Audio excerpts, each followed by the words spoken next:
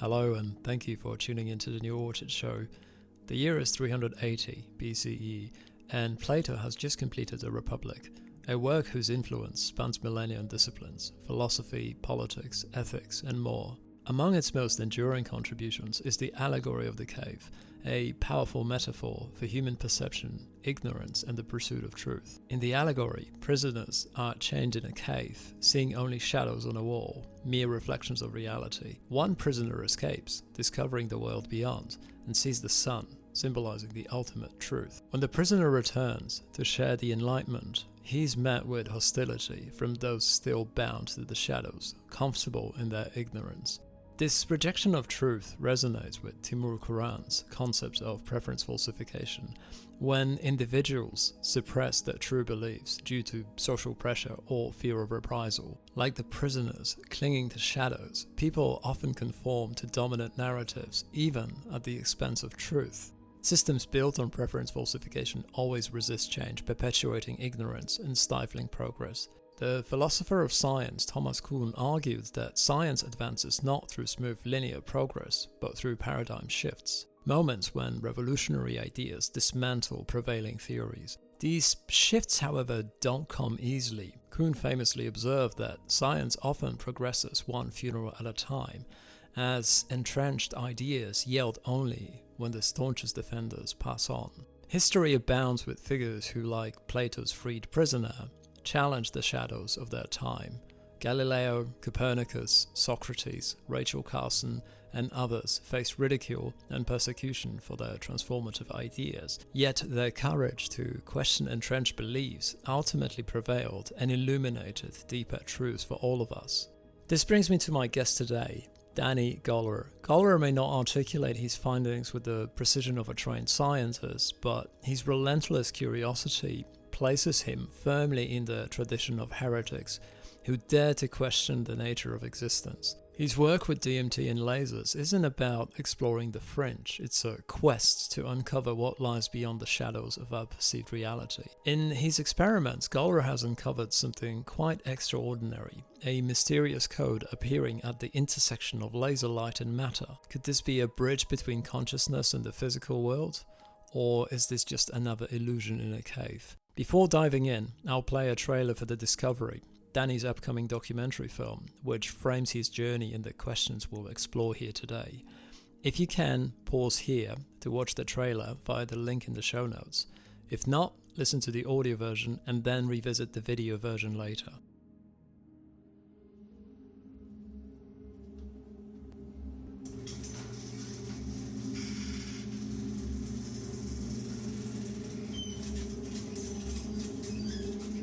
I remember things very vividly from a very young age.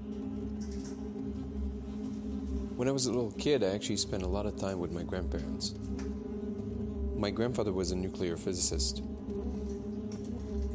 I remember he was telling me about black holes, and that terrified me. I was like, that's just mind-boggling. It's a monster, right? But at the same time, it fascinated me. And I said to myself, how do we know that? This unthinkably massive thing. I realized that nature doesn't keep secrets. It's only a matter of, do we understand? What tools can we use to expand our knowledge? And for me, dimethyltryptamine, also known as DMT, was the tool that led me to the discovery.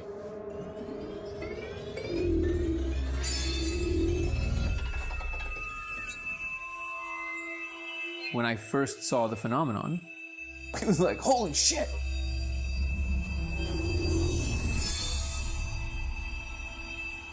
But then it was actually like, whoa, what is happening? Am I losing my mind? But then I showed other people, and things kept getting weirder. Just for the record, I haven't told him anything. Okay, just tell me what you see. Oh my God, come on. Wow, what the fuck? holy shit, I just saw something. Yeah. What the fuck? Oh, I see that. I feel it. I've been under the influence of mind-altering substances a lot, but I've never seen anything like that. Whoa. I showed over 100 people, and I kept asking myself, how are all of us seeing the same thing? Oh my God, it's changing shapes right there. The laser was revealing numbers and letters running in a pattern. They're almost like this big here, and it looks like code. It looked like programming code. It's definitely saying something, and I just want to take a picture of it and translate it. Wow. You see that? Okay, so yeah, it's not stuck. No. It's not because of the light. No, it's on its own side. Light is just literally revealing it. And each angle shows you different layers, different ways through it. I could see through the wall. It's not like a hallucination. It has spatial awareness and permanence. I don't know. Whoa. For centuries, mankind has attempted to explore these psychedelic, altered states, but we've never had a repeatable, testable phenomenon to observe until now. Wow. I'm obsessed. It's like you could see through the laser into another dimension.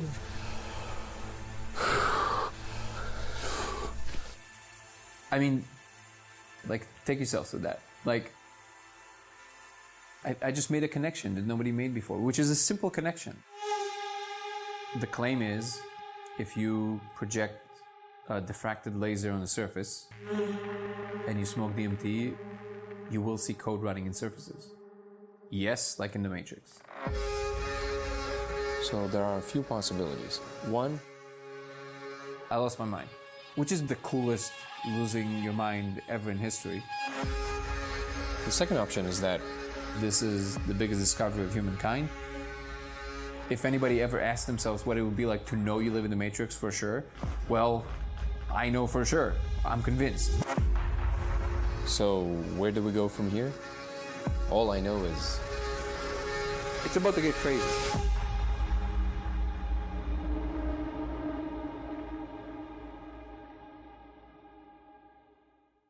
And now I give you our guest today, Danny Goler. How about we start at the beginning? Can you please tell us who you are and also explain what sparked your journey into exploring the nature of reality through such unconventional means as DMT and lasers? Wow. That's basically now a 2-hour conversation, just that question alone. It's 3 questions mixed into one. The first question is, what sparked my interest in the fundamental nature of reality? It's how I was born. It's just how I am. If I sit on the couch and I have nothing to do, my brain goes, what's outside the universe? That's just what my brain does automatically. And it always has been doing that. I don't know if it was strongly influenced by my grandpa, who was a nuclear physicist, like I say in the trailer. And he was always talking to me about black holes and space. So my interest in the very large was very, very strong from very, very early age. And I was kind of on the path of potentially becoming a physicist. And then I made some very different life decisions. I was a pretty wild kid. And I drifted into very different kind of spaces, which later, of course, led me back into exactly where it's kind of funny how these things work. Because my rebellious nature made me go into psychedelics very early on. I think I did acid when I was like 11, and I was going full on since then. And it was never under any therapeutic band. It was more like, let's get wild, let's get off this planet as often as possible. And so I did copious amounts of all kinds of things. And then at a certain point, when I started noticing that a certain lifestyle has certain outcomes, and I started seeing what's happening to friends around me, then it became clear that something has to change. It wasn't clear what, or even that was not even really a solidified decision. It was more like some rudimentary understanding of the fact that something has to change. And then when I finally made the like started living the more adult life, right? And I moved to America at that point. That's when I really kind of took it a little bit more seriously. The whole project of like, well, okay, how do you better yourself as a person? How do you become a better version of yourself? And it wasn't for performance; it's just for not being a piece of shit. and and then I started using psychedelics with much more intention, and like I noticed certain things. For example, because I already had a very vast experience with going very deeply into these spaces, and I never had like any trepidation around it. I can't claim uh, credit for that. It's just natural to me. I really enjoy the chaos. I really enjoy the how wild it can get. That's not everybody's cup of tea. I understand that, but I mean, I've been in spaces in which I definitely saw that line where if you zig versus zag, you're not coming back, and I was just dangling on that line. I was like, wee, like I'm pretty sure that most people would just end up in an insane asylum in these states, in these states, and and it's interesting because that very extreme line that my brain likes to play is also was the catalyst and probably the skill that allowed me to stay relatively coherent in these spaces, because I don't know why I always know where north is. No matter how crazy, no matter how wild, I know where north is. I know what's going on. And in fact, to some degree, I was even pushing the line a little bit just to see if there is a place where I'm going to lose where the line is. And I think I found it, and luckily I never crossed it. But then, because I had such a robust experience in all the levels of these spaces, later when psychedelics became more of a thing and like more people got into them, all of a sudden I realized, oh, I'm an expert. Like inadvertently, I landed in this weird position. Like I'm an expert in exploring the space for sure. And I started noticing that certain behavioral patterns started becoming, I guess, better. So like when I was a kid, I had like crazy OCD. I don't mean like cute OCD where I have to have the paper clips aligned in a certain way with north and south. I mean like open the door 100 times before I have to, like insane, right? Like completely debilitating.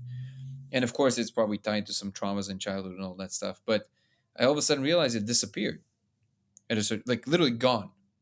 And then I kind of read some of the literature, and that's basically unheard of. Like it happens, but you have to go through like very extreme therapy. There's like a lot of things you got to do to, because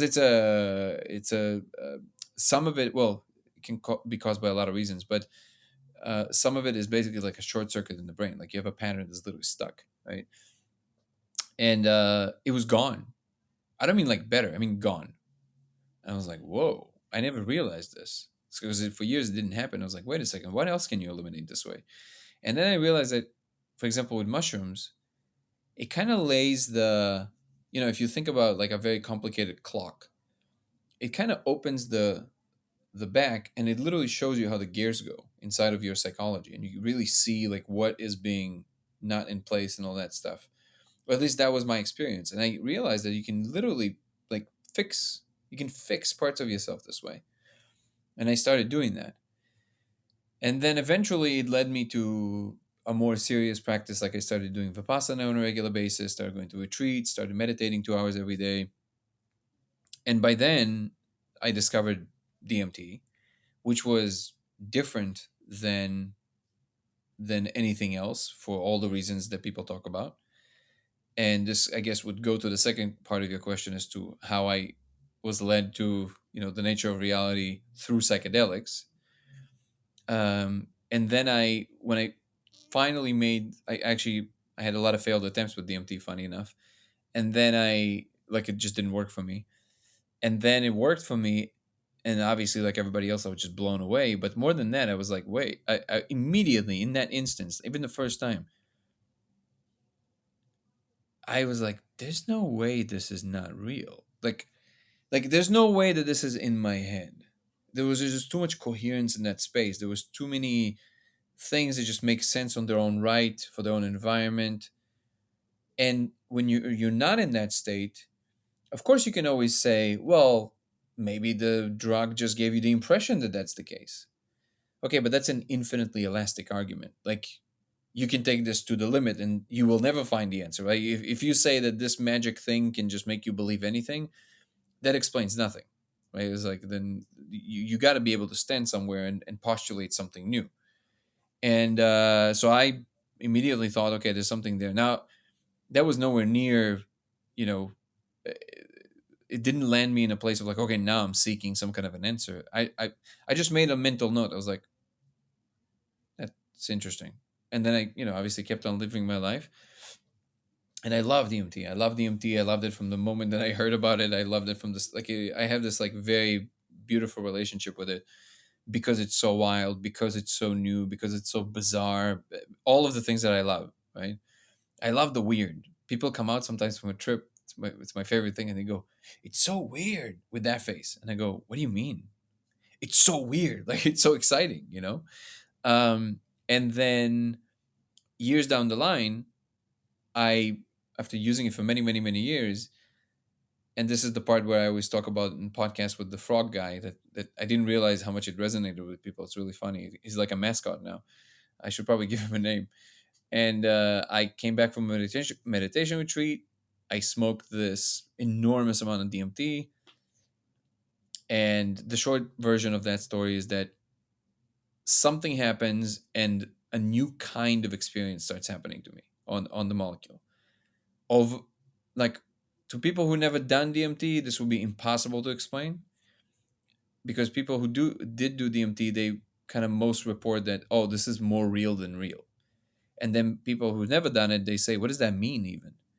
So I think that is actually not that hard to nail down. Maybe experientially it's impossible to impart on somebody else, but you can kind of describe it with language. And it's kind of equivalent to waking up one level up from this. Just like the dream kind of felt fake when you wake up, right? That place, then this feels a little fake when you wake up there. And it really, and not exaggerating, like, it just feels more real than this in every possible way. And there's also an element of remembering, which is a very similar thing to waking up, right? You wake up, it's like, wait, what? Oh, right. Oh, right. Like, you just remember. And but that's what DMT usually does. What started happening to me is that a being appeared in my room, which is that frog dude, and he was like a person, like a person, like with his body standing in front of you, everything. So just take yourself through that. It's not like in the periphery or you have a feeling of a presence here. No, like a person standing in front of me. No, it was more like a, if I have to really describe him, he was more like a amphibian, definitely frog features, but mixed with lizard, almost like a, yeah, it's kind of like a slick lizard with a more frog face looking thing. I recently learned, somebody sent me this video, and make of it what you will, but there was this lady who was, I guess she's an expert in all the beings from all the different star systems, which I don't necessarily subscribe. I at this point, I'm much more open minded about a lot of this stuff, obviously. But I usually don't subscribe to this kind of like confidence about all these beings. But then again, I at this point I'm not sure. But she was talking about this, like, these beings that are like very frog like, and they're apparently kind of working with the highest energies, and they're bearing knowledge. And I was like, that's so interesting. That definitely fits the description, or whatever that was, or whomever he was. And it was accompanied by my conviction that this is a real civilization talking to us on a level that I've never experienced before. So just like I had this like little snippet of a register the first time, and I went, wait, that's interesting. Now it was not a question. It was like, I knew that this is a real civilization. And then, to solidify that point for me, I guess, he and the whole room with him pointed to the guitar, which is the element that everybody really love about the story. But I basically go to the guitar, and I immediately think, they're gonna start trying to communicate through like music theory or whatever. I'm like, I'm not a musician. I just practice here and there, right? But he insists. He's like, go, go, go. I was like, okay. I go, I pick up the guitar. He disappears from one side of the room, appears next to me, and he shows me. He's like this, and he shows me with like strong fingers.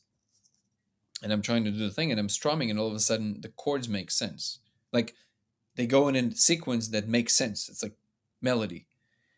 Slow because I'm trying to follow, but it makes sense.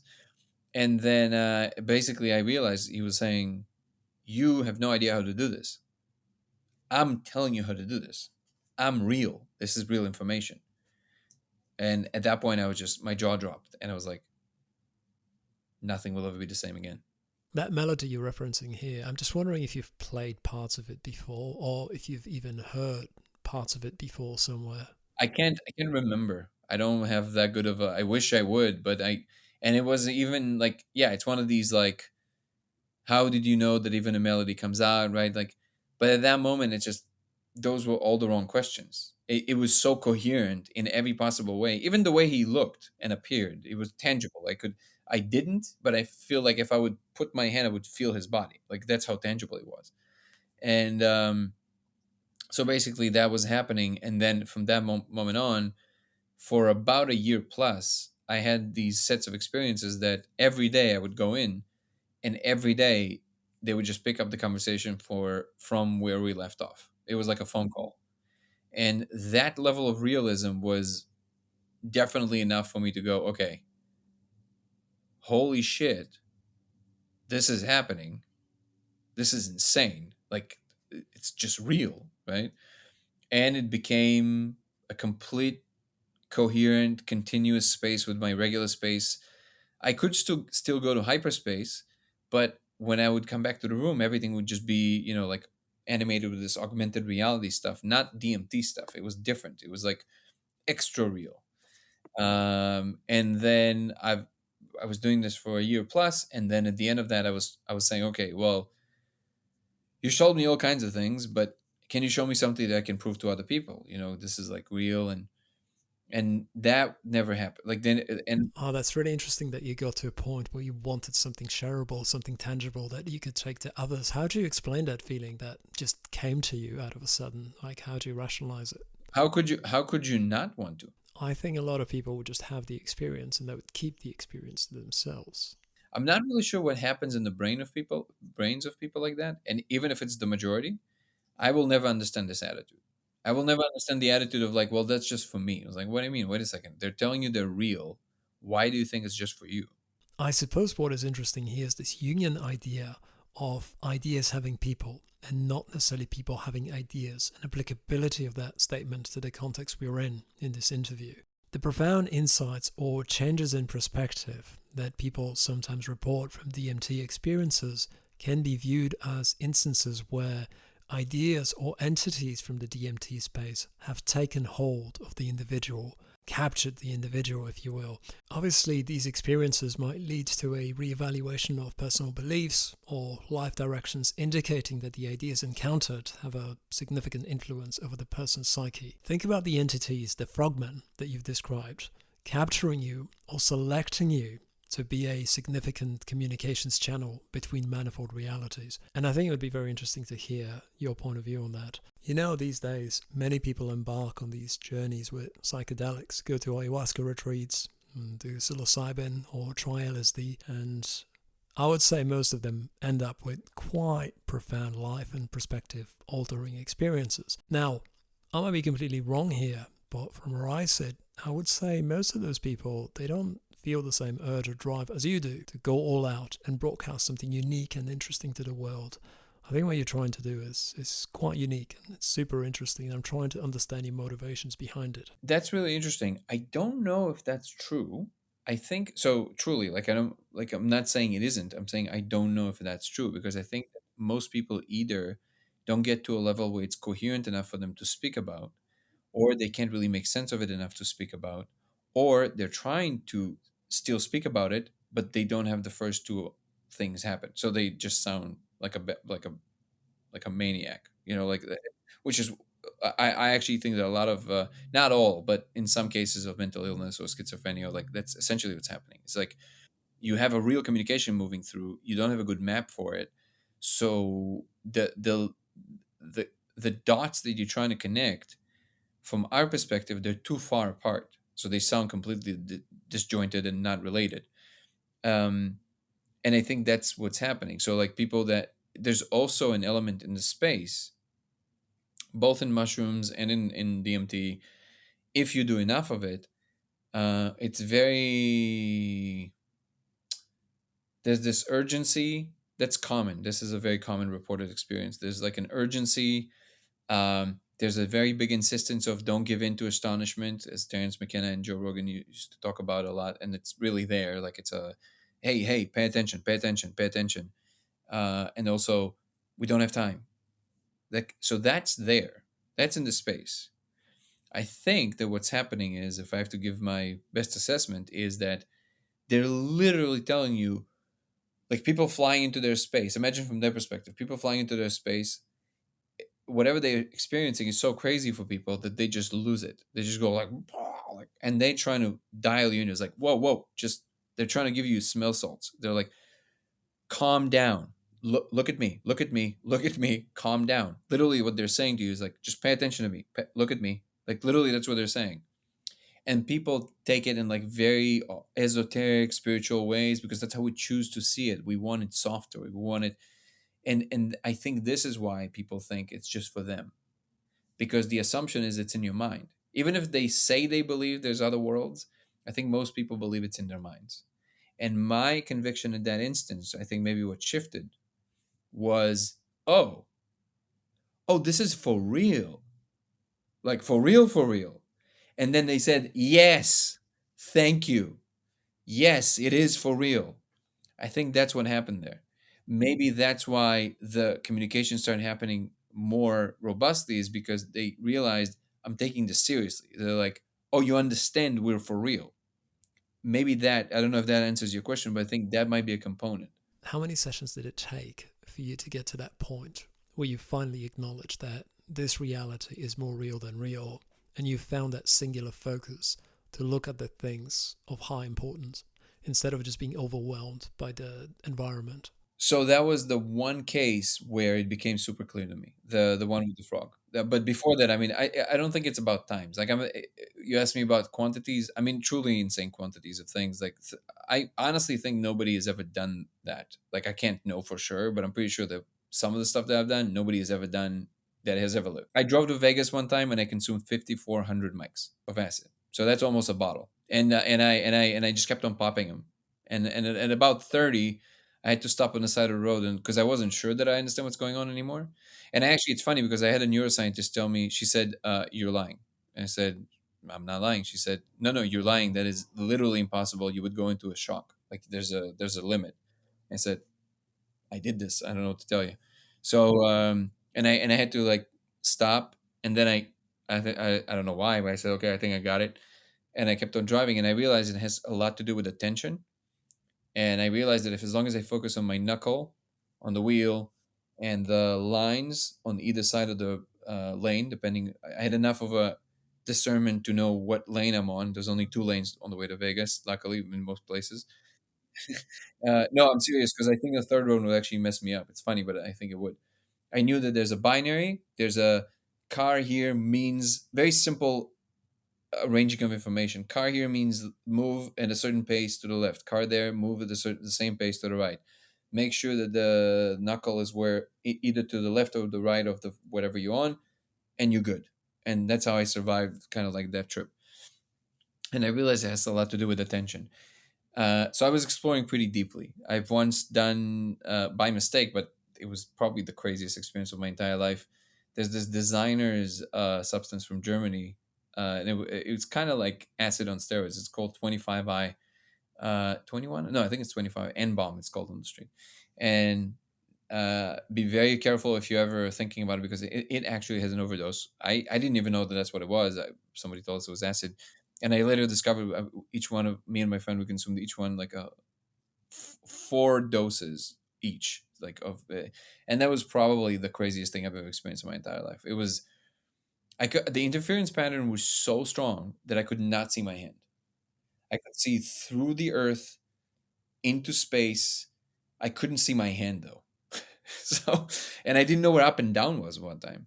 Not metaphorically. I mean, actually, I didn't know where up and down was. And I remember I was seeing this thing in the center of reality that was doing the trial and error for everything. And I know my friend could see it too. We were literally talking about it. It was like that thing that from the beginning basically does all the couplings. So it goes like try, it doesn't work. Try, it works. Couple. Try, it doesn't work. Try, it doesn't work. Try, it doesn't work. Try, it works. Couple. Like that thing, right? And eventually it goes into like everything. That's essentially. So we saw when we started talking about it, and that was actually a wild moment. Truly, we had another friend with us that wasn't doing it, and that's the only reason we know that actually happened because we would think we just imagined it. We ended up. It was an EDC, and we ended up on this.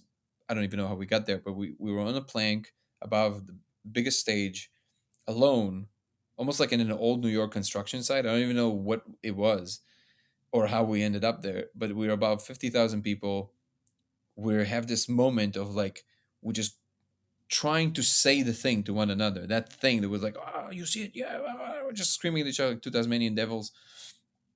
And then in one instance, we see each other, and I know that he saw it because I looked into his eyes, and I know he saw the same thing, and I saw the same thing. It was we we saw it connect. We saw it during the moment, and then we just both said now.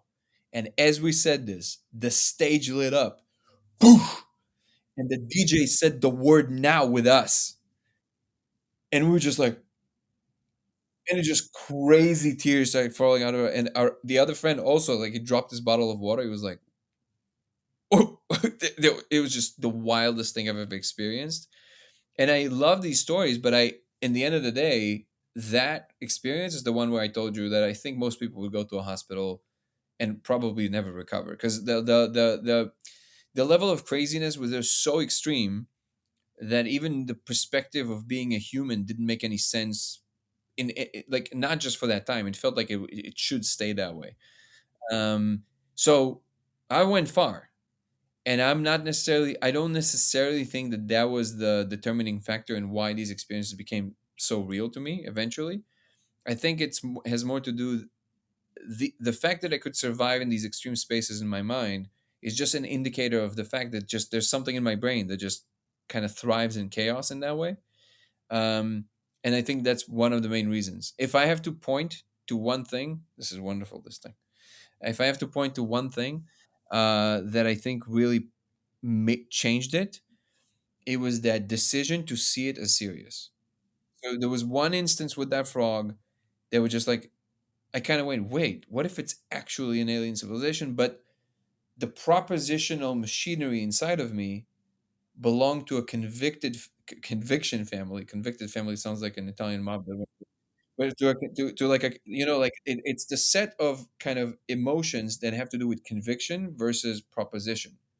So it's like it just went to full red. It was like I just knew. And when it's something locked, it's almost something locked, and everything flashed white, and that's when he appeared. And and I heard whispers all over the room. It wasn't English, but it was very distinct, and they were basically saying, "Oh, he's paying attention. What do we say? I don't know." So like that, and that's when things actually changed.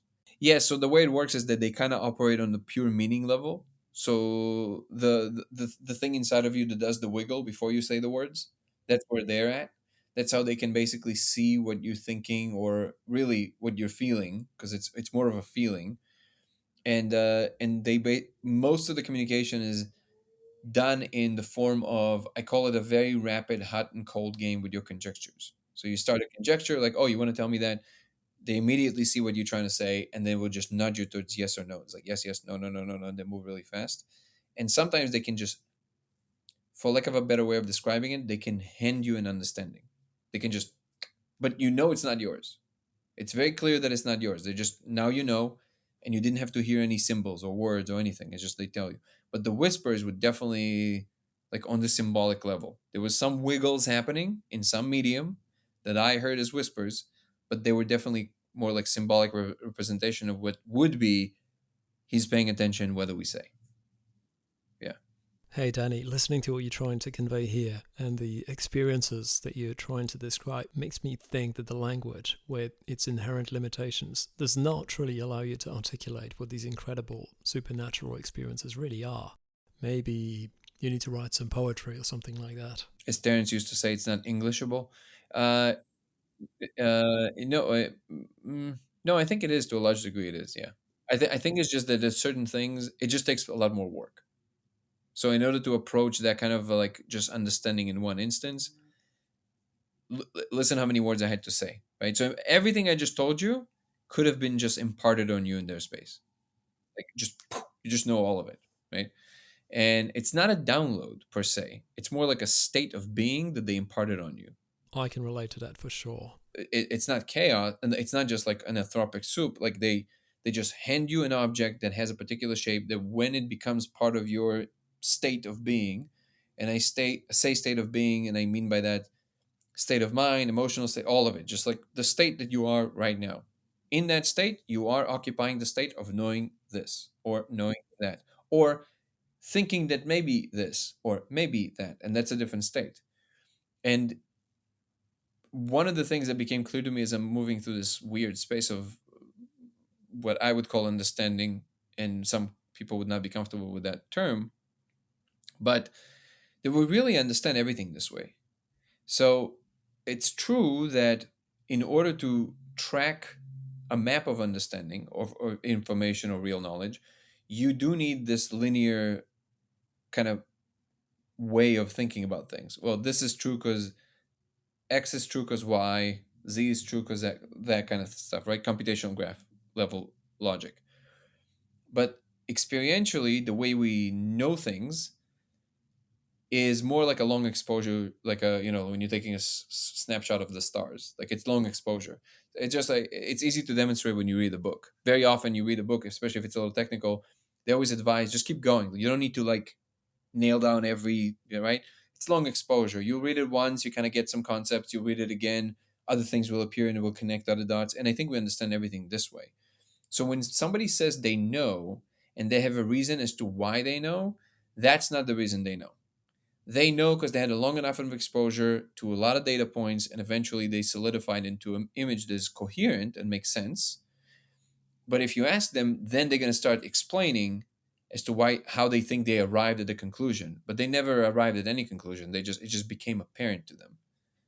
You know what I mean? And I think that is a very important point, because even in science, it's a much longer arc, and the understanding is not inculcated in one mind, but in the scientific enterprise in general, and then in the culture. But it is still the same method. Like you discover this, well, it's riding on a lot of other things that we know. And that's part of the larger picture that then you solidify another object on top of, and you verify it. And this is not a moot point for this, because one of the biggest criticisms is like, well, what gives you the justification to like feel that you know? It's like, well, you do have the experience of knowing certain things in your life, don't you? For me, this just became one of them, which would be completely empty if I wouldn't end up in a position of saying, hey, this space led me to this idea, and it panned out in a way that others can replicate, which is the third part of your question, which is why is it through a laser? Yeah. Correct me if I'm wrong, please, but I think humans have a natural ability to synthesize DMT in the body. Are you across the biochemistry of that process at all, and can you talk about it a little bit? If I'm aware of the biology, like, can I explain the biology well? No, I'm not a neuroscientist, but I can. But from what I understand, this is from my recent conversations with Gallimore. First of all, and it's kind of disappointing to a lot of people, but at this point, it seems that there's no evidence that it's produced by the pineal gland, which I don't think actually matters. I don't know why people are so attached to that. It is produced by our lungs. I think in the liver as well, and probably other some parts of it, but the big majority is in the lungs. It does not mean that we have any evidence that when you do breath work, it produces more DMT. It might, but we don't really have evidence for that right now. And I would say that experientially, if you do, it's probably more the 5-MeO than the NN. But I don't know enough about the pharmacology of it to speak with any amount of confidence. And something that John Dean recently discovered a few years ago is that at least in rats, or maybe it was mice, they do have the comparable amounts of dimethyltryptamine in their intracranial liquid during waking hours to dopamine and serotonin. So it seems to be mediating some central component of experience, if in fact in humans it's the same. But I think rats and mice, they're very similar in their primate chemistry. So there's strong reasons to believe that it's the same for us. So, and one of the hypotheses is that it might be mediating some fundamental component of what experience in general is, or what consciousness is, or at least either the visual or at least the conscious level of the conscious machinery, whatever it might be. So that's, and then what happens when you smoke DMT, you basically just introduce more of that thing that perceives, builds world models.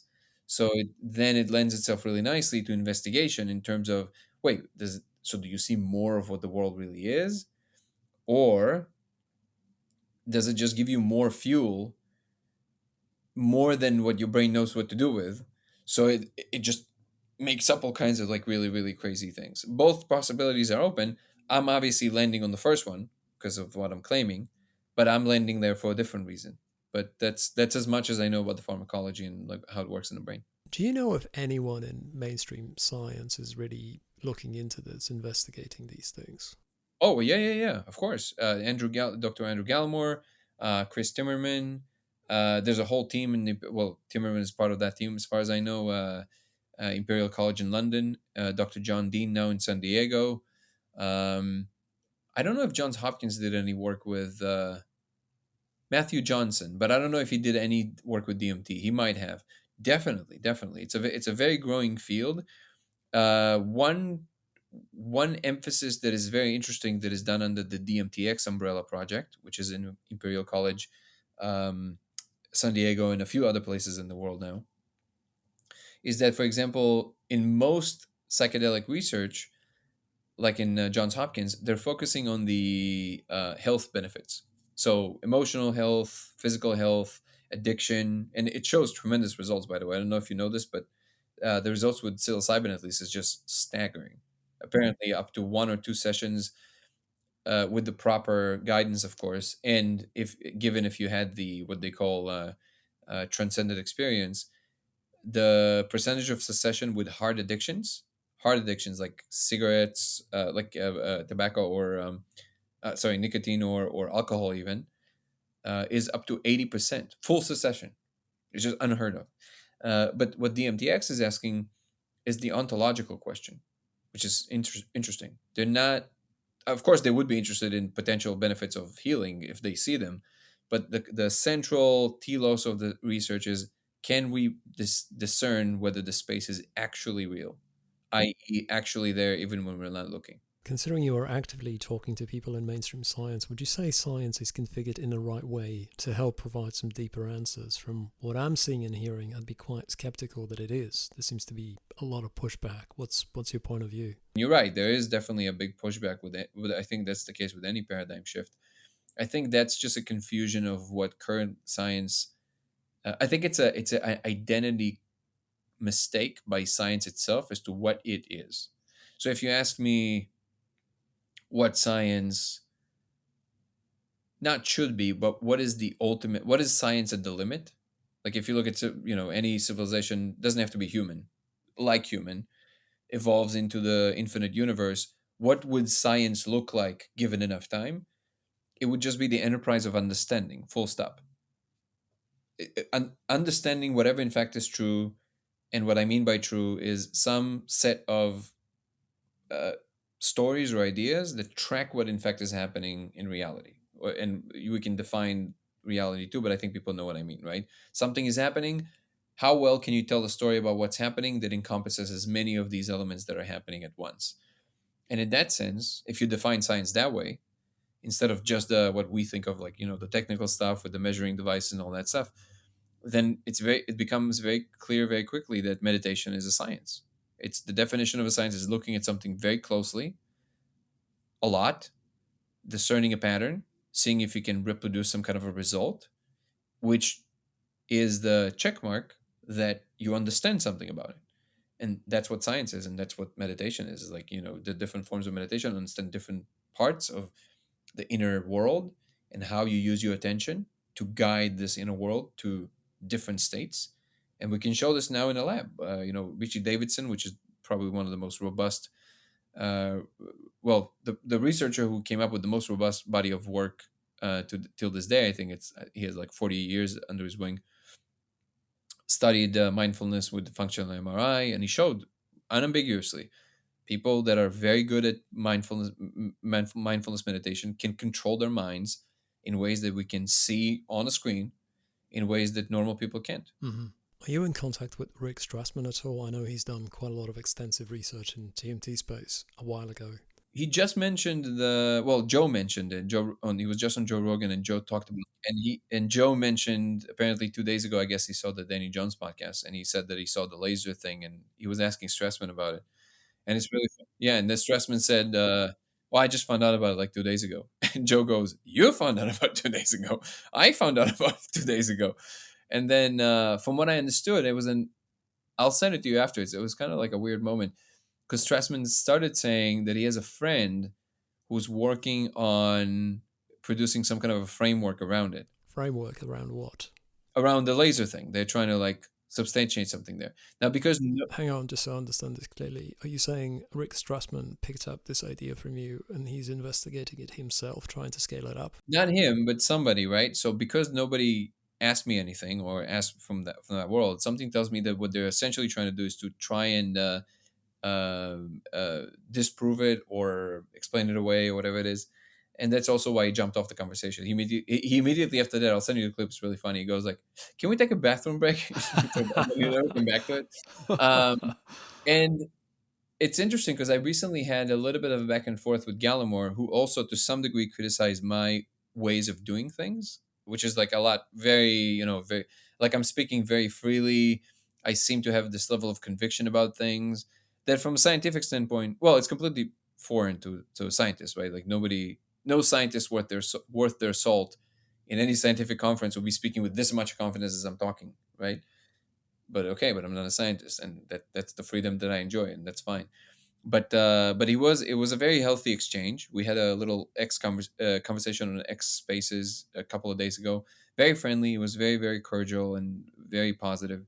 And he said that, look, I'm poking at you gently, but you must know that it's coming. Like you're gonna have people that are up at the top of the field, and they're gonna be saying a lot of bad things about you, and they're really gonna try and I'm like, be my guest. I don't quite understand that. Why would they say bad things about you?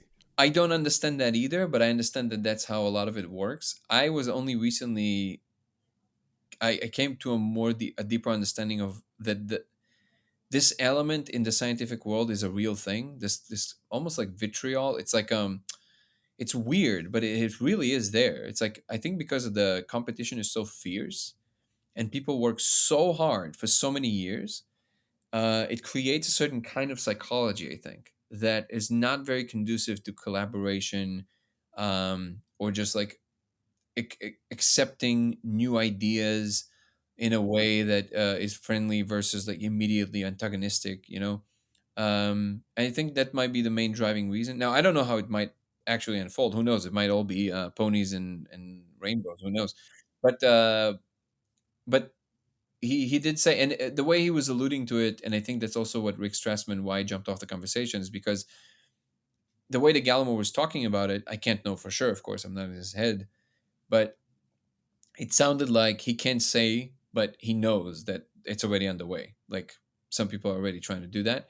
And my response is very simply, I'm speaking very freely and out loud, but very honestly. So like I will never claim to know more than I actually feel that I do.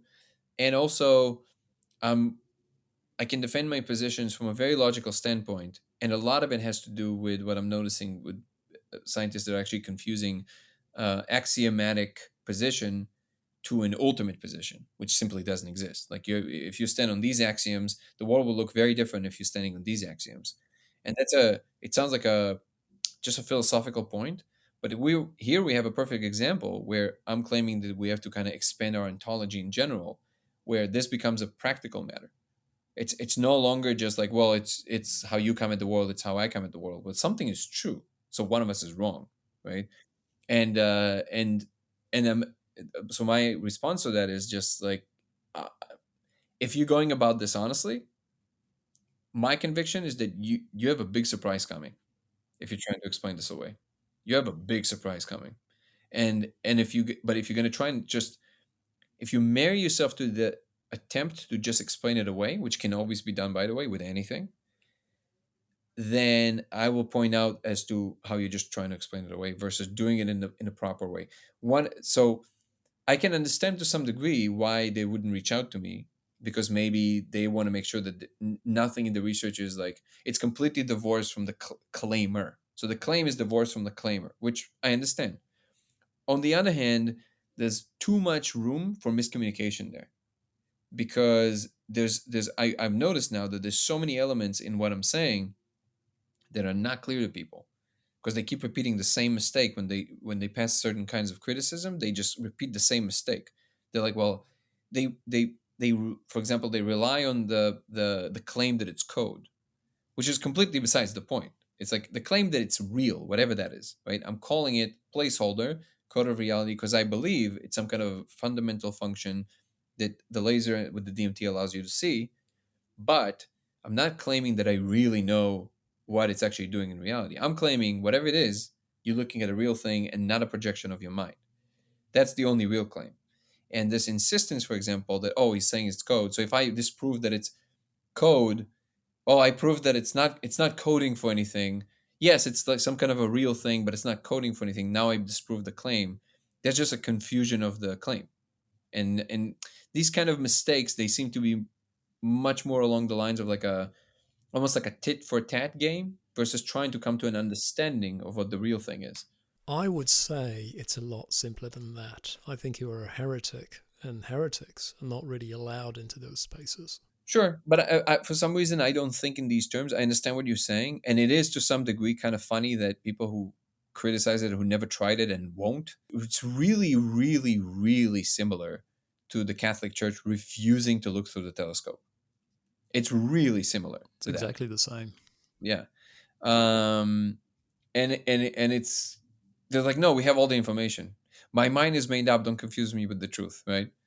It's really that case, and it's not like I've figured it all out. The reason that I've made it public is because I know that in order to understand the true thing, like what it actually, where it actually leads, and all of that, it will require the combined power of the human mind. Like you would need the experts from all the fields.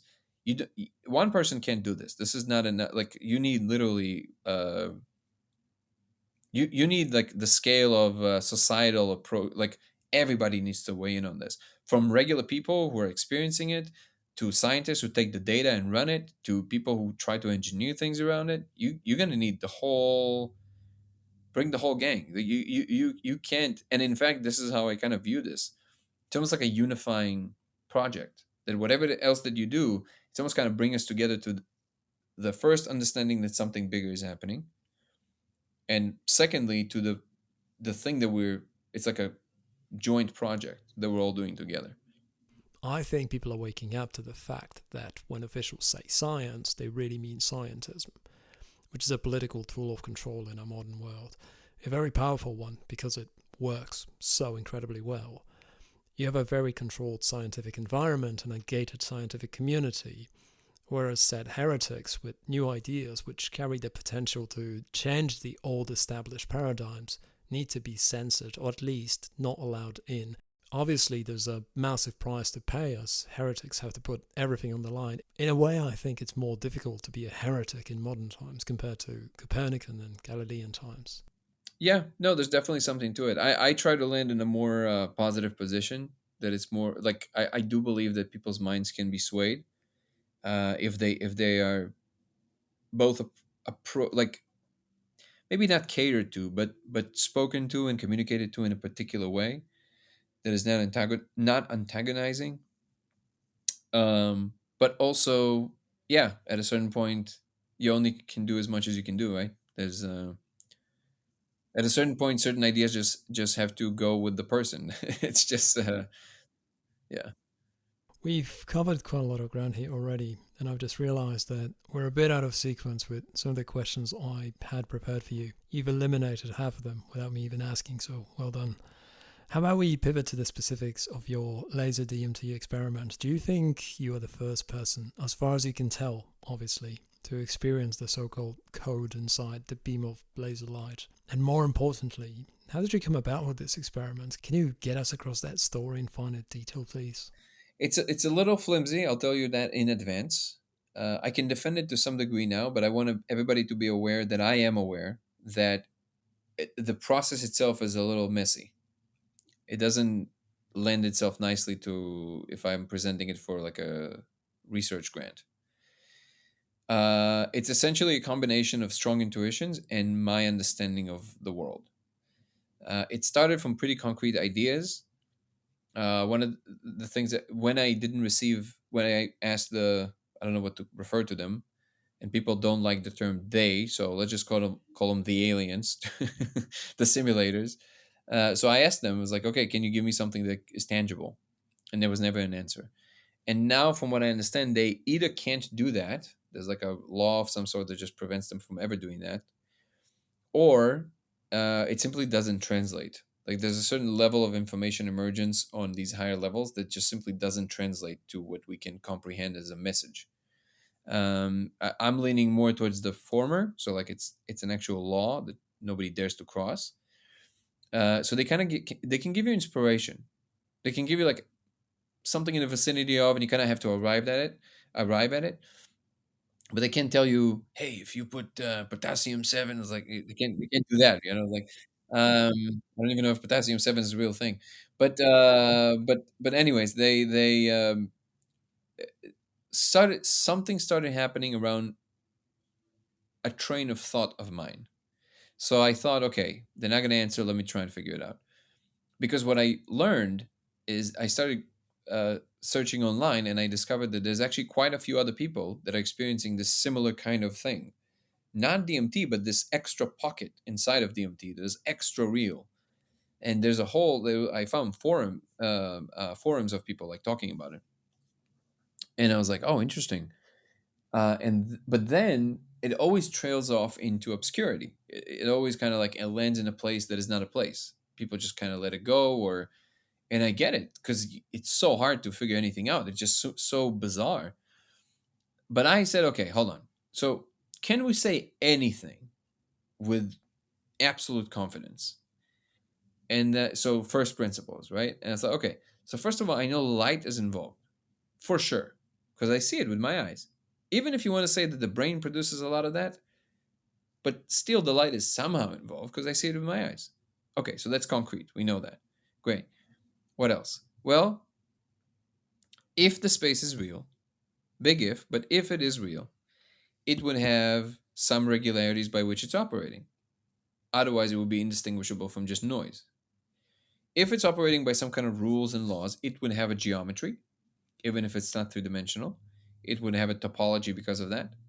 And we can actually do quite a few things from a topological perspective with mathematics, well, with geometry as well. And it would have some kind of an entry point. So now that one is a little bit more obscure for people. But what I mean by that is that it doesn't matter if the space itself is infinite even. We sometimes see it, but sometimes we don't.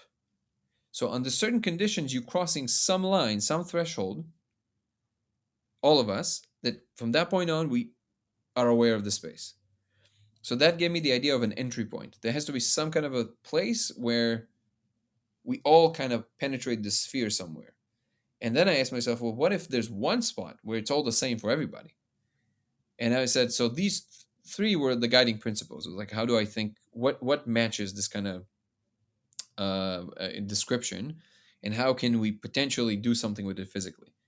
And that process, by the way, took years. It took like 4 or 5 years. So it's a long. That's why the movie kind of tries to depict that.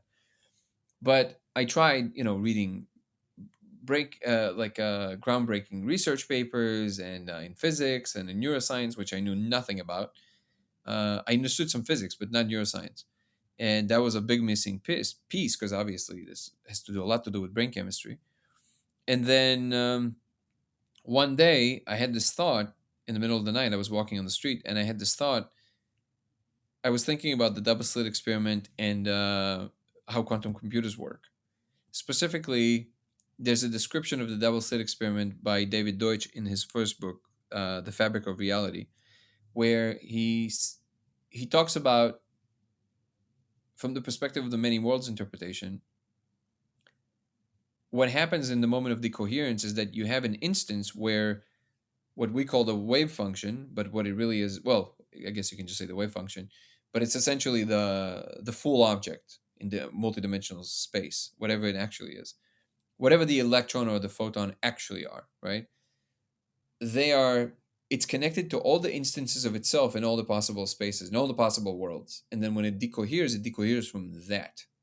So there is this one instance where it's still connected and then it's disconnected and it's a binary. And in that moment, you can actually use that moment to communicate between the worlds. And according to Deutsch, that's actually exactly how quantum computers work. They utilize computation across multiple worlds. That's why you can run such enormous calculations with a relatively small number of qubits, because these qubits are spread throughout the worlds. So there's literally other worlds right next to you with other scientists just like you doing this experiment at the same time. And then you use the Deutsch equations to actually calculate what is the probability of you landing in a world that this exactly happened to the photon or something else. And that allows you to do computation. But in simple terms, you literally spread the computation across the worlds. And I was thinking about that. And as I was thinking this, I was looking at the light, at the stoplight. And the way that the different lights were scattering in the edges were... Oh, and by the way, the idea there was that the reason that light scatters like that... So like if you really think about it, in a regular classical world, light shouldn't be doing this. It should just cut exactly where it ends. But it doesn't. It diffuses. And he says that the reason for that is that's how we know quantum mechanics is correct, because you have this diffusion is a quantum effect.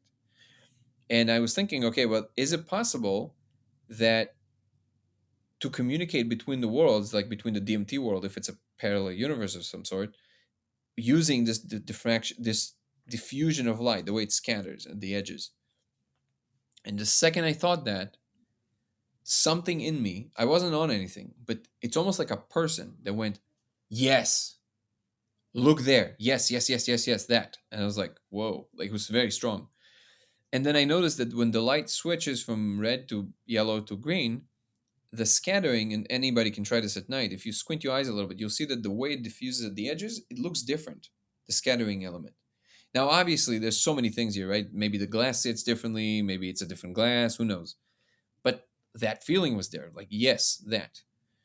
And then I was like, okay. And then I look down and I see these, in America at least, you have these Department of Water and Power things that they write on the ground that kind of symbolizes what kind of pipe and power lines go there. So as that happened, I look down and I see these numbers, and 081802, I think, was the first one. And now somebody actually created a website. If you do code 081802, somebody created a whole website talking about this whole thing. It's kind of wild. I have no idea who that is. And on the left of the number, there was this line, a circle with a line through it. And the reason I was out on my walk is because I was working on a music video and I couldn't fix a color problem for hours. I was frustrated. And then I thought, oh, wouldn't it be funny if this number somehow matches a LUT number, like a technical LUT, and it just fixes my color problem? Well, wouldn't that be hilarious? So like a really silly thought in the middle of the night. So I took a picture of that. I go back, get my sandwich, go back to the house. I put these numbers in Spotlight. Now this part, again, and I know that people heard me say the story, I always literally say the same phrase. I feel like a comedian that repeats the same bit. But it's important to say, it was not Google. That is crucial. It was Spotlight. And that's very important, because Spotlight searches through, on the Mac, it searches through the Mac and it searches through the web at the same time. And it searches for adjacent hits. Like, it's not just going to give you exactly what you asked for. And because it's 6 random numbers, I mean, what are the chances there's not a file on your computer that has some kind of number that kind of gets close to that and would give you like 5-7 options, right? One option. And it wasn't on my computer. It found a paper put out by CERN in 2013 searching for particles outside of the standard model a year after the discovery of the Higgs boson particle. I took a picture of that because I just froze. I was like, because I know when I saw those numbers, what I was thinking about is exactly physics and exactly that. So even the fact that it's physics, forget about details right now. And then I saw, and the first number under it, there was another number which kind of looked like 031801. Doesn't matter right now, the details of that part of the story, but I started kind of looking for numbers close to that. And every time it would be a physics paper. And then I searched for one number under the 081801, so 08100, and it was not a physics paper. So I was like, that's wild. So then, and this is why I warned everybody in the beginning, this is going to be a flimsy story, because ultimately, there was nothing in the paper that was that outstanding. Also, nothing that I could really connect directly to what I was thinking about. And did you read the entire paper? Yeah, essentially all they were doing is that they were using higher energies to try and see if they can use the colliders to make particles that seem to be outside of the standard model pop in, like to show us that there's something outside, right? Outside of the three families that we know of.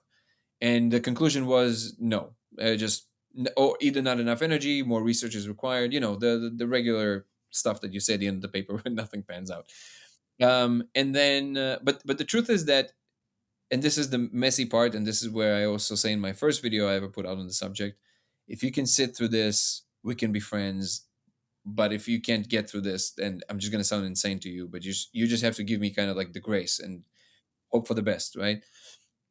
So, but there's something in the paper that catches your eye also, like in that kind of strong way, just like the feeling of like, yes, look there. And then you go and you find another paper, and so you basically literally look like Charlie Day in the basement connecting dots like a crazy person, right? Just without the aluminum foil hat. Now, because I know the optics of this, I had no interest in. I told this to actually a friend of mine who was I was he's a producer in Hollywood, and I was actually asked him to shadow him for a few months because he's been in the business for so long, and I wanted to learn a little bit more of the inner workings of the whole production stuff. And he was very gracious to agree. And that was during the period that I was shadowing him and kind of showing up to the office every day. And he's also a good friend, by the way. So I felt comfortable enough, and I kind of told him about what happened. And he gave me a look that made me realize I never want to repeat this to anyone else. Because he basically kind of looked at me like, okay. And then he's like, I'll let the one slide, basically. Right? And that was actually very painful. Yeah. And then I was like, all right, well, I guess it's not convincing if it's just a story. I'm like, okay. But then I was like, but I know that I'm not making this up. This is crazy, right? The statistical probability of this is insanely unlikely. So then I just like quietly kept on playing this game when it appeared. It didn't appear all the time. What happens to people, I noticed, I meet some of these people now, they get something like this happens to them and they get into this crazy manic mode, and they just, everything is everything. And like, oh my God, they're like, I'm going to drop my job. And so I never did that. I was already in a big transitional stage. So I guess that helped, because I literally right before that, I threw away everything I owned and just started all over.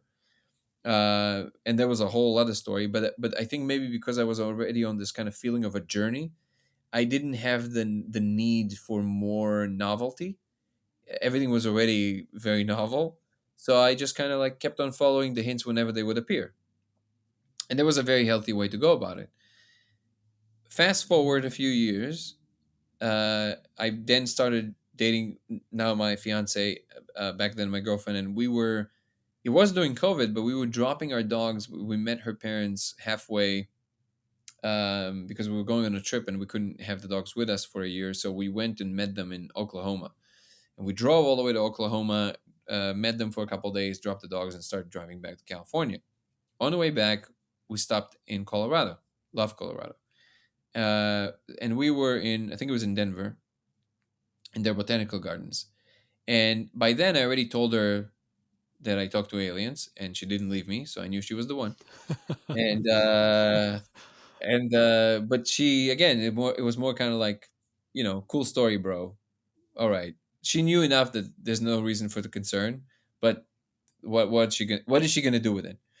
And another little element is that in addition to all of these like little hints that I just described to you, the number 42 started following me everywhere, but like in a crazy way. I don't mean digital clocks. I mean like in an insane ways. One example I always give, because it kind of illustrates it, I was driving in traffic thinking about this stuff, and then I raise my head and I see a truck, a farmer's truck, super old, super dirty, all muddy. And there was one tiny area where it was like wiped clean at the back window, and it says 42 with a Sharpie, like stuff like that. And I told her about that too. So we're in the botanical gardens, and we started talking about why plants are green. And she did her one of the stuff that she was working on in research when she was in university. She was doing research by what's it called, biology of plants, or whatever it's called, the genome, all that stuff. How do you map the genomes and all that stuff? So she started explaining to me a lot of stuff about photosynthesis and like all this stuff, and the plants reject green, so that's why they're green, because they don't use it for energy. And I said, "Oh, interesting. Why are these plants red? Do they reject red? Why do they reject red versus green? All that stuff." And the same feeling started happening that I had with the light, which is like, yes. It's like, okay. And I recognized it. It was very clear. So we kept on talking about it. Step outside, super hot day. Have to go back to the hotel. I'm calling an Uber. She crossed the street because there was a tree in the beginning of the next street, and she had to stop in the shade. She went there, stands under a tree. I called the Uber across the street, come and hug her. I hug her, I look down. The number 42 is on the ground right under her, in the same color that the first hint as it appeared. And I say, Kelsey, look down. And I still have the picture of her dying laughing, like standing above that 42. She said, oh my God, you weren't kidding. I'm like, I'm not kidding. This shit is insane. And she's like, okay, that's crazy. So then together, and she's really good at absorbing a lot of information fast, and also she's a researcher, so she knows how to do this stuff really quickly. So I showed her the first. At that point, she was like paying attention. So then I showed her the first research paper that I found. Obviously, we still didn't find anything there. Then we just branched out. I remember we were sitting in a Thai restaurant, and we were just like on our phones, like both 2 Charlie days now, like trying to go through this crazy shit. And then somehow in that day, the last few papers that came out for both of us, we didn't talk to each other for like 30 minutes. We're just like doing this thing. And then we raised our, if I remember correctly, I might have confabulated this part of the story because it kind of illustrates the point. But I think it was along something very similar to that, which is that we kind of raised our hands at the same time and started telling each other about these conclusions we have. And these conclusions were columnated light, 650 nanometers, diffracted. Has to be diffracted, has to be a laser, has to be 650 nanometers. We're like, what?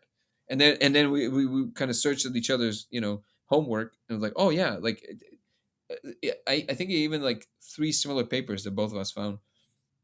So now, from a scientific perspective, this is just 2 people going insane, right? Like there's no world in which anybody serious in science will take you seriously when you just tell them that, right? But we're like, hey, I don't know, laser. I don't know what's supposed to do. I have no idea. Laser, okay. So I ordered a laser, and yes, it was. The funny thing is that I recently looked at the picture. The number 42 where she was standing on it, it's amazing. It was on Corona Street. It's just unbelievable. And then, so then I ordered the laser, and just like you said, from China, it's the only place you can get it, and it took you 3 months because everything was backed up. There was no shipments anywhere. Finally, it arrives. Finally, I build a circuit. And if you think that this story is long, imagine what it felt like to actually go through all these years of the thing stretching. It's like, it's around the corner, bro. Whatever it is, it's around the corner. So then I turn on the laser, smoke DMT, code, and I was like, at first it was a little blurry. I was like, and Kelsey was sitting next to me. And I said, I see code. She said, what do you mean? I was like, there's a matrix code in the wall. And she's like, what do you mean? I was like, I just said it. I don't know how else I can say this. Like, there's a matrix code in the wall. I don't know it wasn't that clear, but clearly I see like, it was like, and then I got closer and I started investigating it. And I thought, okay, this is probably, because DMT can do a lot of things. So I thought, okay, this is one of these, like, DMT was just kind of like giving me a little, okay, you did all this effort. Here's a little nifty trick. This one time we'll give you like a little fun thing. I was convinced it will never appear again. Sure enough, smoke again. Rip. So when you say you smoked again, did you actually do it the same day? Oh yeah, yeah. I used to. I mean, again, for me, it was like if people ask me how many times I've done it. I was like, I don't know how you calculate this, but like sometimes sometimes I just smoke the whole day. Like I would just be on it. So I don't. Yeah, smoke right away, right back.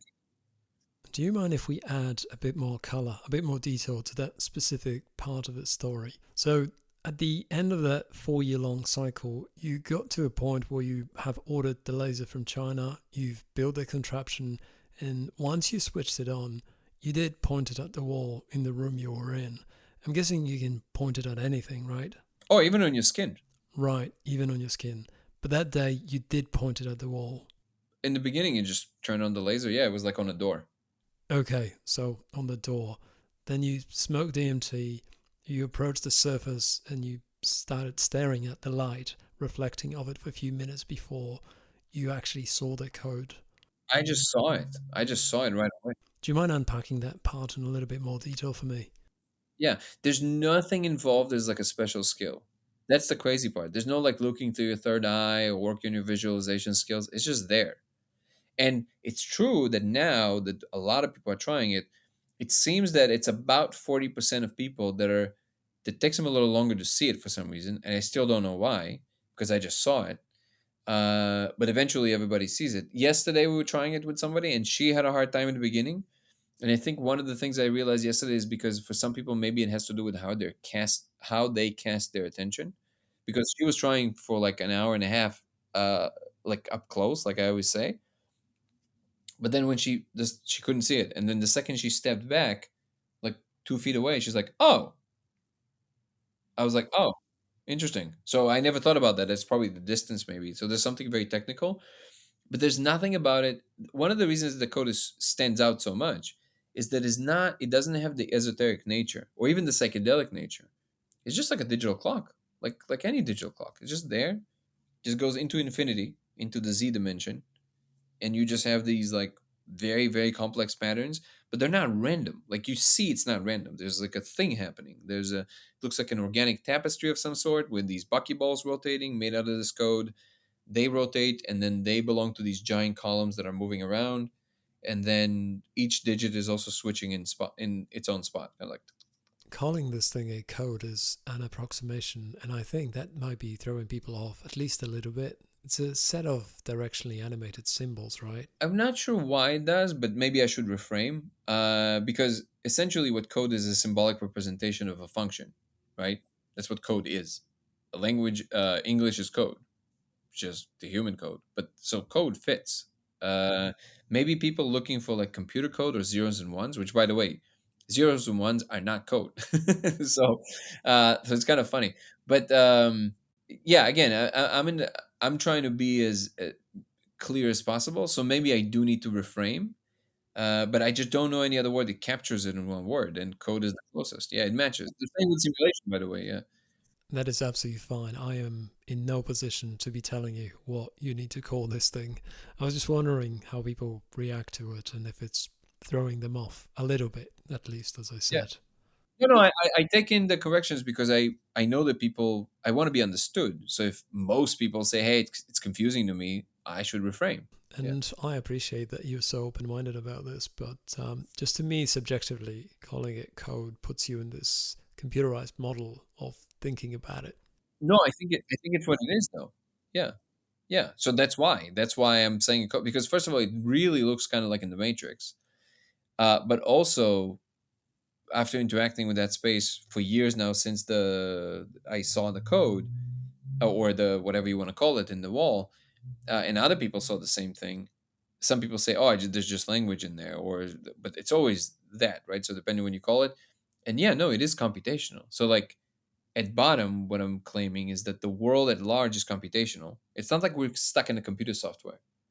Is that what the real world is computational? So it's the other way around.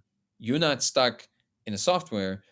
The thing you believe to be the physical real world is a tiny subset of a much larger world that is computational, and it's real. I don't mean like theoretical world. Like it's a real world is computational among other things that it's doing, it's also rendering our laws of physics. But at the bottom is computation. And by the way, this idea is definitely not new. There's a whole sect of physics called computational physics or information physics that is dealing with that exactly, which is trying to describe the world in terms of computation and information.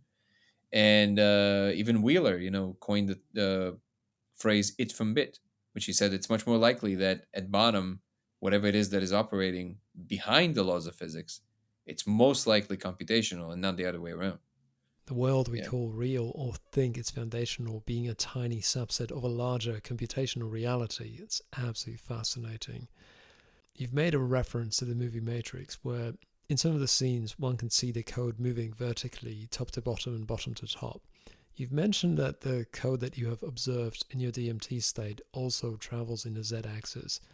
Is there a significance to that at all? No, it's just all over. It's just X, Y, and Z. It just goes into infinity, into the Z dimension. Yeah. It just goes into infinity and you can see into infinity. Okay, have you tried to analyze the symbols at all? Is there a noticeable pattern there that you can discern? No, there's too much information. There's like millions of characters all moving around and along multiple axes. I I know this is a very common question, and I now appreciate a little bit more people's kind of they want to go there. They want to like, okay, can we do something with it? That was never my immediate thing. My immediate thing is like, can we do anything around it in a way that perturbs the behavior at least? So like, let's start there. So if we can do that, then we can start mapping what is going on in terms of what we already understand about the world. But I understand people's kind of need to go there. I would say when you're going to start having a more advanced versions of things like Neuralink or imaging things like we already have, like they can project some of your images from your brain onto a screen. It's just very grainy.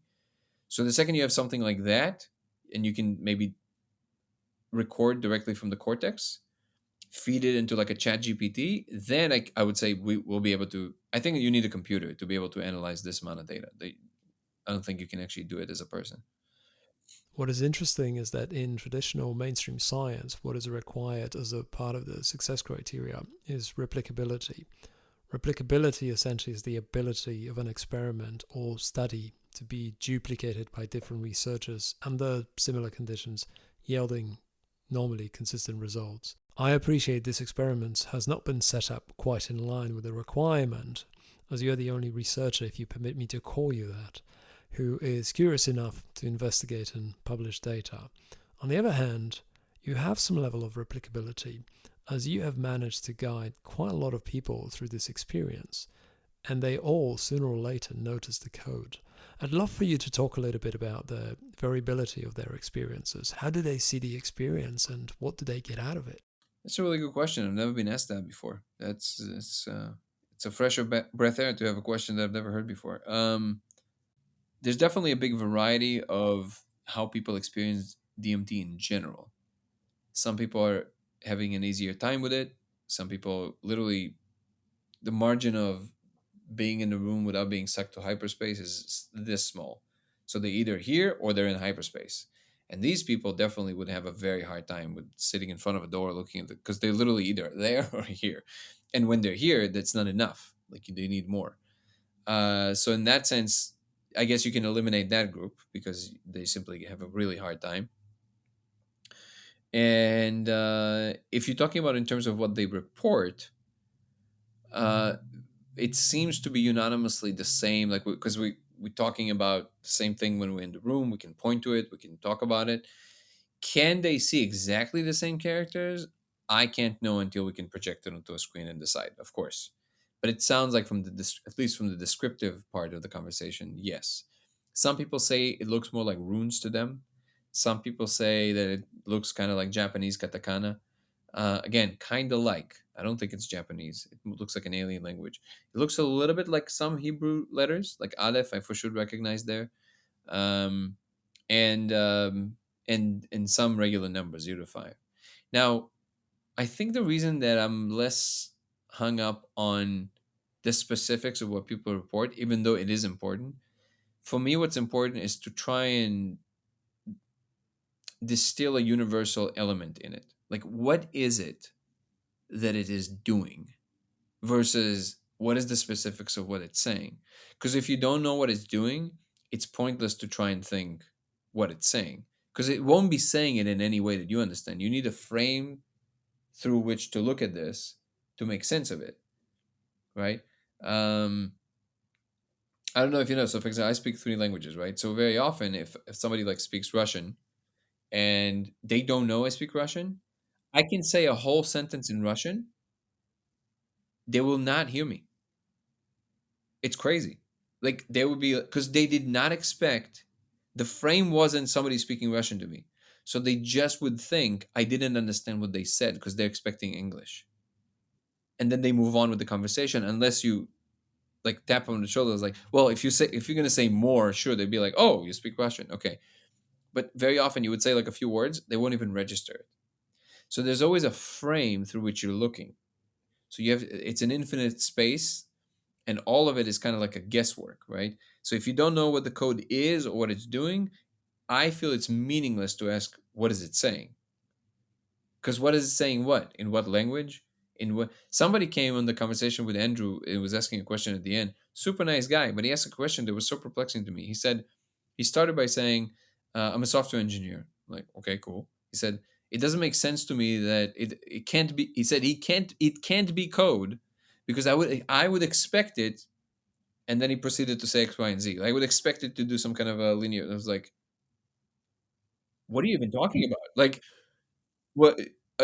So wait a second. So you're telling me that it's hard for you to believe that a civilization that can simulate a universe would do things in a way that is not how you would expect them to do? It's like, what do you mean? It's like, there's so many possibilities here, and I can think of a few. Like, you would encode the code in the environment. So, but to bring it back to your question, I think that people have their own predispensations and attempts to make sense of it, but so far nobody could make sense of it and nobody could influence it, and we seem to converge that what we're seeing is the same thing. So I had a lot of people that were very convinced that if you give them enough time, they will be able to influence the code with their attention or with their love or with whatever it is, or with sound or whatever. So far, no success. It's just, it doesn't care. It's just doing what it's doing, which is very unique for the psychedelic space. I'd imagine that any form of deeper analysis, which would lead to some solid insights, are going to be extremely difficult because one can't really capture this experience with any technology. It's only human consciousness that can receive these symbols, can receive the code. We right? have some, no, not impossible. We will have these tools very soon, but not yet. We can already project what you see in your mind's eye onto a screen. We can do that now. It's just that it's very rudimentary. It's very grainy. That's been achieved a while ago, actually, almost a decade ago. How does that work? I'm not sure, but you can look. There's a whole. I actually met a guy in the Boston retreat who was one of the head people on this research paper that was published in Nature. This was achieved a while ago. This is not new. Now they have a version that is already much more advanced. You can look it up. I'll find it and I'll send you a link. But it's still very grainy. But it's possible, completely possible. And with Neuralink, you're going to be able to probably to do this in a much more advanced way. But even now, I would say you can. So again, without the frame, it's not going to tell you much. You're going to still put it through like what do you think is happening? You have to have some theoretical framework, right? And that, I think that's going to be the main challenge. So my aim right now is to try and take any physical event that I can potentially cause around it, like powerful magnets or some other way, and see if I can induce a change in the behavior of the code or the content in such a way that is replicable, agreeable by many individuals. If you have many people saying, oh yeah, when you turn on this magnet, I see this code is doing XYZ, and everybody says the same thing. Okay, well, now you're talking about something very much more substantial. Now you can actually start mapping, what is the code versus what magnetism is doing and how it influences one another. So that's my aim, and I think that's where it has to start. As for wait, I wanted to tell you something about what's possible to even do today, even without the projection from other. It escapes me. It's okay. It'll come back to me. That's okay. As mentioned, you are covering a fair amount of ground quite quickly, and you've briefly touched on this already, but I'm going to ask you this next question anyway, just to see if there's anything you want to add. Your work suggests a theory that reality may be structured like a simulation. In your view, what would it mean philosophically if our universe is truly coded or structured by some hidden logic? Do you have any thoughts on that at all? Absolutely nothing. Truly. Unless, of course, we get to a point where we learn how to do something with the source code, then everything. It's almost like a. So first of all, so there's another layer here. The first part is about the actual immediate change to what it means in terms of what it's like to be us, and uh, I can tell you that there is a bit of a gut punch accompanying the knowing versus the thinking, maybe. So because I was shown this directly, my conviction does not come from the code. I just eventually asked, and they just showed me. They showed me how they do it. So for me, it's no longer a maybe. I know that to be a fact. Something does happen to you in that instance. It's almost like it is kind of like this, like very, very. The air is kind of knocked out of you. And I think it has a lot to do with the feeling insignificant and feeling maybe that this is kind of pointless, like I'm a puppet. Like, what is the point of this, right? But I think that eventually I realized that that is actually not the source of the gut punch. I think the source of the gut punch is the equivalence of realizing that your parents don't know everything. It's a moment of awakening that you also share the responsibility, and you're part of a much larger thing that you didn't previously consider. And I think, if anything, that is the bigger lesson, which, first of all, just to make it super clear, from what I'm gathering, the only thing that is simulated or computed is the environment, not outcomes, not your decisions. All of that is still exactly how you thought it was, completely open ended, rendered by what you would call the laws of physics. It just in turn, Sorry, do you mean random? not random. They're still tethered to possible trajectories. So an easy way to say this is it's true that anything is possible, but it's not true that anything is possible in any order in any period of time. That's not true. You can't walk through the wall right now.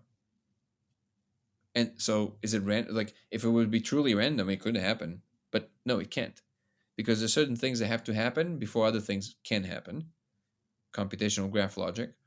And you maybe can, given enough time, achieve certain things that would make the impossible possible, but you have to factor in that period of time.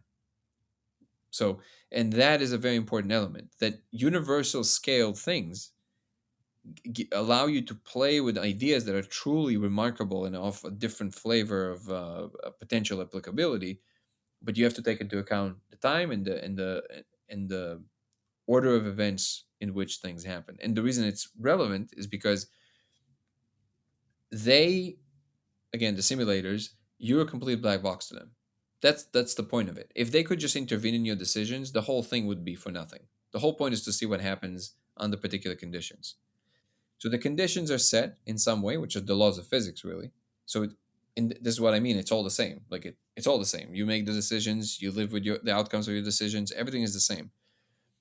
However, there is a larger plan, and when some local groups, some of their trajectories start competing in some form with the larger plan in a way that is becoming irreconcilable, then there's a need for light corrections, which I think is essentially what's happening. And this is why, and I can't know for sure, and I'm not going on the record knowing this or anything like this, because people start quoting me like very loosely now about these things. I do see that there's a weird correspondence between the timings of all these, like, the disclosure, the arising of AGI, all of these. It seems to be awfully close to the to the same time, right? So I do think that part of it is essentially again, if I have to make a wild guess, there will be an announcement, but it will be of a different kind of people think it will be. It will be much more personal, and it is already being made as we speak. But in order to hear it, you have to align yourself a particular way. So it's almost like the only people who can hear it are the ones that are aligning themselves with the plan, and they understand because it's in all of us and it's very intuitive. But it's, I guess, part of what people would call the awakening. So the people are waking up to the fact that there is more, but it's communicated through this like inner emotional tapestry that makes it comfortable to enter that space. The idea that it will be in the form of fleets of alien spaceships appearing in the sky, as Terence McKenna used to say, that's about as delicate as knocking your door in with an AK with an AK-47. It's like, we're here, It's like you will be much more gentle with that because you don't want to jar the civilization, but at the same time also, well, we're getting a little bit out of control. We're truly like we're a little bit too rambunctious for too long. So there's a period in which if the teenager is acting out, you're like, okay, he's 16. That's what they do. But if you're still doing that when you're 28, you're like, yo, calm down. Yeah. So that's essentially what I think is happening. They're like, hey, can we correct course so we don't need to intervene? It's definitely an interesting set of at least some preliminary conclusions that you have arrived at. I personally think it's great that you're not afraid to hypothesize and put initial theories forward, even if they're not coherently or fully structured yet. I'm very mindful of the limited time we have left, so I'd like us to pivot to the documentary film you are putting together. Considering the story you've told us so far today, what are you trying to achieve with this movie? Thank you. Yeah. Wow, you're asking wonderful questions. I just want to tell you that, truly. Thank you. It started with Aaron Vanden, the director. Very important to mention. He's incredible. He did this trailer in like 4 days, and we were kind of running with it. But now the movie is like, it's so much more than that. And it started by just kind of him following me around and asking me all the questions that we've been talking about here today, how I ever had this idea, all that stuff. And it is interesting to some degree, but we really want to make the movie about what is happening in general. And we want people to leave the film feeling empowered and that they're part of something truly enormous unfolding, and they're a player. They're not just an observer. They are a player. And it's very difficult to do from a creative perspective because this story has been told a billion times over, and it's very easy to get into the cheesy territory. So we have ideas, and some of them are already implemented, but the goal of the film is to inspire humanity to understand that truly something different is happening. It's not nothing new under the sun. We are entering a completely different age in all the ways. And it's an incredible opportunity for us to also become the best versions of ourselves. Now put all of that in a movie that's not going to sound like a Tony Robbins, spiel, which I love Tony Robbins, but like that's, it's just like, how do you do that with truly being like profound, without getting into the whole cheesy territory? That's kind of like that's the aim, and we believe that we can achieve it because we have incredible people that just came on the project, both from a cinematography perspective and from the ideas perspective. So we're very confident we're going to be able to deliver that. It sounds like this movie is going to go well beyond the DMT laser experiment itself. When I watched the trailer, I thought this movie is primarily focused on that, plus some elaboration when it comes to replicability of the effect. Sounds like you want to cover a lot more ground with it. Yeah, but it will be a central part in it. So anybody who thinks it's not gonna, it's definitely gonna be there. Don't worry, because some people really love that. It's gonna be there, but we're gonna make sure that it's embedded in something that speaks to a larger sliver of the population, and in a way that does not compromise the scale of the claim. We're still standing very firmly on that, but we want to make sure that it's also understood that it's not just about the movie is not just about me or the discovery. It is about us as a collective. When is this movie coming out? Hopefully, it's a budget thing. So Aaron keeps saying between 7 months to a year. If I'm optimistic, I would say, yeah, about like 7 or 8 months. And you're doing a lot of fundraising at this point in time, is that correct? Fundraising, and we have some people that want to put some money in. So these are conversations that are happening. we're working on it either way. We're not waiting. We're like we already have like 35% of it shot in some. Yeah, so we just, again, like I said, the way of the Dow. It will happen either way. Even if nobody ever puts another dime in it, we're still gonna make it. So it's just a matter of how much time we can allocate to it consecutively. Really, that's all. Okay, if anyone does want to put a dime in it, where should they go? They go to we have a GoFundMe campaign. If in the trailer, you have right on the bottom on the YouTube channel, and then Go Thoughts. If you look at the trailer on the bottom right away, you have the GoFundMe link. Again, it's 3 words: DANGO Thoughts. And you can also visit the website codeofreality.com. Oh, you know what? I should actually didn't put the GoFundMe there. I will. So it's going to be there as well on the codeofreality.com website, which kind of talks about here's the protocol and how to do it and all that stuff. Yeah, fantastic. I'll put all those links in the show notes so the audience can find it easily and hopefully support you if they choose to do so. Oh, one super important announcement that I always make about the website. On the website, we also have a section of how to make the lasers, and people asked us, so we started making our own. I want to make it super clear to everybody.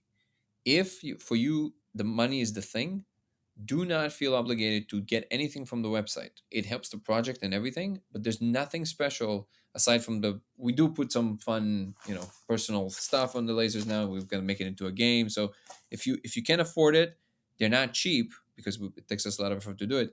And by all means, we will receive with gratitude. But I don't want anybody to feel that, they need this particular laser. You can always copy the specs that you see there, and you can always source it from anywhere you want. You can go to Alibaba. It will definitely work just as well. Finally, I wanted to ask you, what is your hope with this documentary? I know you partially answered that already, but what do you want people to take away from the movie, from the experience itself? I'm just trying to prove what's real, brother. Like, truly, that's all I'm interested in. I'm claiming it's real. A lot of people will say it's not. Let's find out. That if it's real, we want to know it. And what I discovered, again, it's crazy how reality works.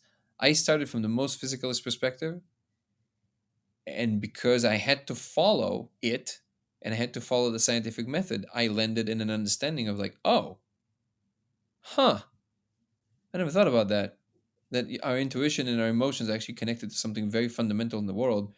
And it's not some kind of a little thing that just twinkles on the top of reality. That goes all the way to the core. And I never thought I would occupy a state that is convinced of that. So for whatever it's worth, I think that's one of the things that is trying to emerge, which how you are, how you feel, how you therefore behave directly translates in the aggregate to what kind of civilization you're going to build eventually and what kind of things you're going to be creating. Are they going to be complementary and holistic and beautiful, or are they just going to be functional and environment raping? Like, which one is it? Danny, you're a fascinating guy. I really love that you have committed yourself to this journey fully. To me, you're quite humble and quite open, not only to criticism, but also suggestions and insights from others.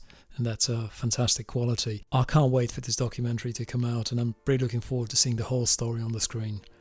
I wish you all the best with the project, and we'll be keeping my fingers crossed for you. Thank you very much for your time today. Thank you, brother. And I have to tell you, seriously, I at this point, I'm doing a lot of interviews and podcasts. Dude, it was so enjoyable. And yeah, I do quite a few podcasts that I do enjoy, but you really are really good at finding the questions that are not necessarily were asked before, and that really means that you really dive in conceptually. I love that. Thank you for that. I really appreciate that, Danny, and I'm glad you enjoyed it. But pleasure is absolutely mine. It was fantastic recording this interview today. So again, thank you very much for your time and all the best. So there you have it. This was a very interesting Danny Goler talking to us about the journey with DMT and the laser experiment and the upcoming documentary called The Discovery he's currently working on with his team. Some discoveries are born in polished labs with teams of scientists refining their theories seemingly forever. Others emerge from raw, untamed curiosity of individuals willing to challenge conventional boundaries. I believe, as I said before, Danny is one such individual, a modern-day heretic, exploring the intersection of altered states and physical reality. I hope you enjoyed this episode. As always, you can find a lot of links and references in the show notes, so please don't forget to take a look there. If you find Danny's work interesting and relevant and you can support him, please do. The guy cannot live on DMT alone. Thanks for your attention today, and see you next time.